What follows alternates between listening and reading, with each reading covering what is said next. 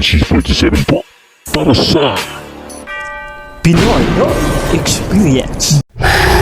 Welcome back mga ka-ex. Ito ang Montenegro Shipping Lines. Tara, itutur ko kayo ng konti. Ito nga pala ay ang MV Maria Natasha. Medyo may kalakihan po to compare dun sa sinasakyan ko kadalasan. Kaya tara, para maging familiar naman tayo sa nasa loob nito at kung ano-ano pa ang mga nasa loob ng barko na ito. Bago po tayo makyat, ini-inspect po yung ticket dito. Ito po ang entrance ng barko kung saan dito dumadaan yung mga sasakyan, mga tao, yan, yung mga kotse, mga yung mga sasakay na tao at yung mga sasakay na sasakyan. Andito tayo ngayon sa likod kung saan makikita natin yung mga tanawin sa likod katulad nito. Ang ganda, di ba? Ang clear ng tubig. So eto yung likod ng barko at matatagpuan natin dito ay katulad nito, basurahan. Para naman hindi maging madumi ang barko. At dun sa taas, andun yung lifeboats, no? Kapag nagkaroon ng pangyayaring, wag naman, meron magagamit ang mga pasahero, no? Diyan sasakay para maging ligtas kung sakasakali. At eto, yung upuan dito sa likod, pwede kang dito pumwesto. Walang magbabawal sa'yo. From pinto sa likod, makikita natin yung maliit na tindahan dito kung saan pwede kang bumili doon ng makakain. At eto naman yung pinakamain na passenger seat, no?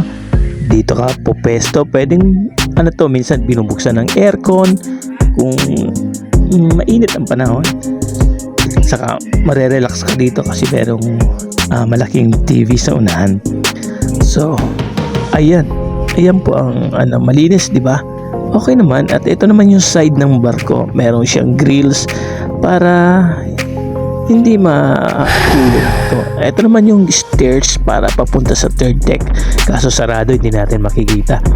So itong hallway na ito ay may bakal na nakaharang dito sa gilid para nga magiligtas sa mga pasahero, lalo na yung mga bata. Ayan. At ito, dito yung unahan ng barko, no?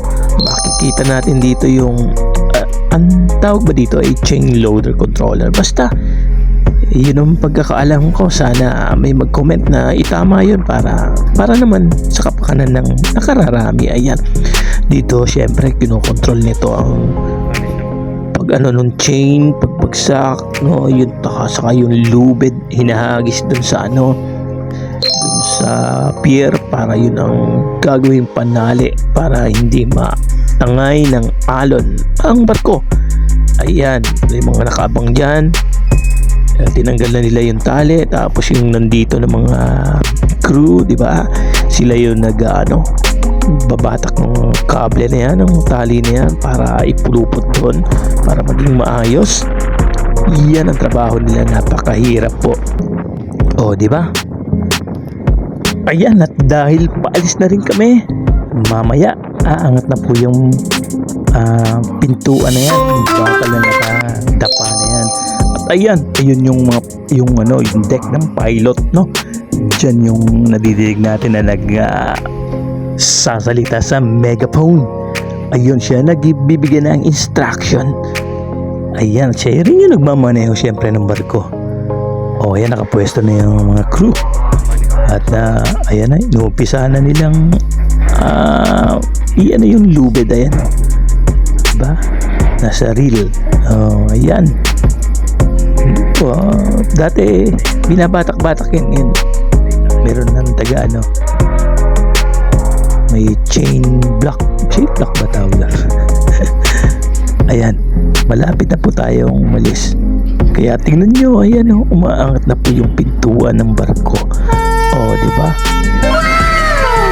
Oops. Ayan. At pagkaangat niyan, pero pagbasdan nyo habang umaangat yan, umaandar na, umaatras na yung barko, nagmamaniobra na. Diba? Yun, katangian ng mga nagmamando ng barko, no? Mga captain. Yan. Hop, ayan na. Oh, mababangga pa tayo dun. Hindi naman. Ayan, at nakaano na tayo. Medyo nakalihis na. At yun yung Star Horse, no? Yung isang shipping line. So dati dyan ako sumasakay, pero mauuna to, kaya dito na ako. Okay, ayan na, lumiko na at padiretso na to. At kung mapapansin nyo, ayan, umaandar na siya at gumanda na po tong pier na to, no? Lumawak. Oops, dati medyo parang sikip yung nila dito. Ay ngayon pinaganda na, pinalawak na yung pinakadaungan. Kaya salamat LGU. Ayan po yung isang barko ng Montenegro. Magandang magbiyahe talaga ng ganito. Konti lang pasahero, no? Hindi ka stress kasi hindi ka makikipagsiksikan, hindi ka makikipag-aguan sa pwesto, hindi ka makikipag-agawan sa upuan. Yun, tingnan nyo naman yung pier. Nakikita nyo yung kanina. Teka lang, papakita natin. Ayan, ang lawak na, no? Dati wala dyan. Ayan. At yun nga. At hanggang dito na lang po nagtatapos mga ka-ex. Hanggang sa susunod na pagbiyahe. Salamat po sa inyong panonood. Huwag niyo kalimutan mag-subscribe. Pindot na at follow us on Facebook.